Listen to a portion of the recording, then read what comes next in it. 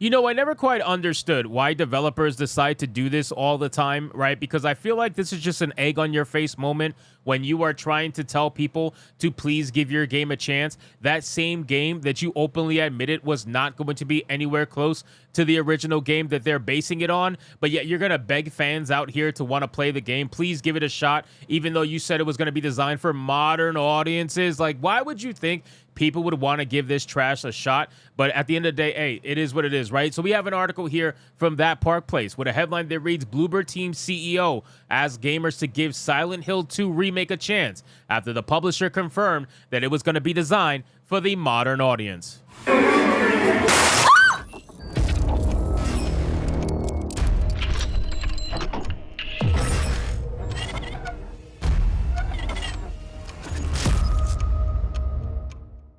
Now, again, ladies and gentlemen, my biggest issue with this form of advertising is that this game could potentially be good for all we know. The problem is that they are choosing to advertise it with divisive language that they know is going to turn off a lot of people. And then they're going to beg those same people that they're turning off with this language to try their game. It is a stupid marketing tactic, and I do not know why these companies decide to do this, because it ruins any chance for you to have the maximum amount of players try out your game. From a business standpoint, it's not the smartest decision. This is why I criticize X-Men 97 so much, because X-Men 97 was leading all of their marketing with nonstop woke fucking garbage, right? You wanted to lead your marketing from Bo DeMaio saying that he is going to tell this story through the eyes of a gay black man. Why the fuck that mattered? I have no idea, because that's not what they got in the final product. Or you decided to want to announce that Morph is now non-binary. Why the fuck did that matter?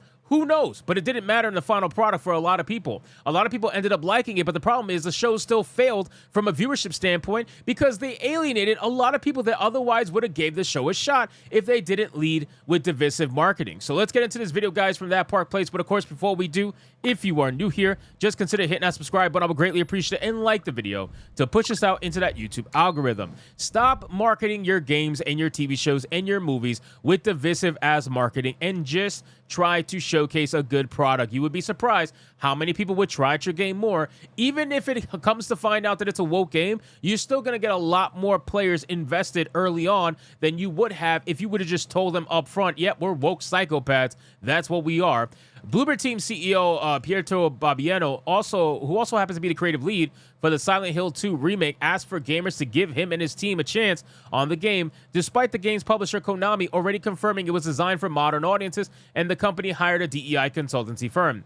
Now, this particular person, I believe he's the guy who messaged me in my Instagram DMs, if I'm not mistaken. He didn't like the way that I talked about the way what's her name looks. I just think that I think that I gave him a shot. If I remember correctly, I messaged him and I said, hey, we can have a conversation, on the stream. I think people would really like to hear your reasoning for making certain characters the way they are and going this route with the DEI and all that stuff. I think people would be interested in hearing about it. Would you like to come on the show? And he told me I need to confirm with marketing and legal first but I would be interested. And then he never spoke to me again, right? He just ghosted me because we know that they're not going to allow it. They're not going to allow him to go on a show where there's going to be hard-hitting questions asked and he's going to have to answer them truthfully. Or, if he doesn't, we're going to be able to catch him on the bullshit lies, right? He's not going to want to actually do that. But I still gave the, I still tried to extend that, offer anyway. But again, the fact that they openly admitted to hiring a consultancy firm and in making the game for a modern audience, and you guys saw what they did to the nurses and whatnot, it's very obvious where their mindset is at. With this particular remake. It says in an interview with Rolling Stone, Barbiano provided some details about the game, claiming it's a romantic vision of the game from more than 20 years ago. He also admitted that the team has struggled during development. Let's say development has been a daunting journey, balancing preservation and innovation. Yeah, what they mean by that is balancing what was in the game and how to remove the problematic stuff without people getting too upset. That's what they really mean when they say... when they say shit like balancing preservation and innovation. That's exactly what they mean. How can we remove all the stuff we don't like without players either noticing it or getting too upset about it? Nevertheless, he also added, because of these conversations with Konami, we found a great balance of what we and our partner had in mind. It took us a long time to get there, with a lot of creative discussions and hard work, but we are very happy with the result. He then asked gamers to give the game and his company a chance. I am dreaming that gamers will trust us, but I realize that trust is earned through actions and not words. So that's why we have a policy of not commenting on the specifics of the game and raising hopes. Oh, so now you have a policy, because that's not what you told me to DMs. Now you have a policy that you don't comment on specifics about the game. That's interesting. That's very interesting, because you didn't have that policy when I spoke to you in the DMs. That's interesting. We want to show our ambitions through our work, so we can't ask for anything more than give us a chance, he added. While he wants gamers to give his team and the game a chance, he also noted we try to make all possible fans happy, but at the same time be very faithful to ourselves. I really hope that when people play for the first time, they will understand that the choices we made were the best possible, he said. And again, just the modern audience shit, right? The fact that they want to make these characters so fucking ugly, man, and they completely missed the entire point as to why these characters look the way they did in the original Silent Hill 2, right? These characters are extremely stressed. They've been through a lot of shit. They're run down, and who cares if they're younger by age? Their stress and their emotional fucking trauma shows in their faces and the way that they look, and you completely missed the ball by making this character look like a essentially boy with a wig on. It was unlikely this will convince gamers and appears to be more confirmation that the game is being wokeified. The game's publisher Konami had previously confirmed that the game was being adapted for modern audiences. The company posted on X, see how Blooper Team devs have been has been working on Silent Hill 2 preserved authentically while adapting a horror classic for the modern audiences.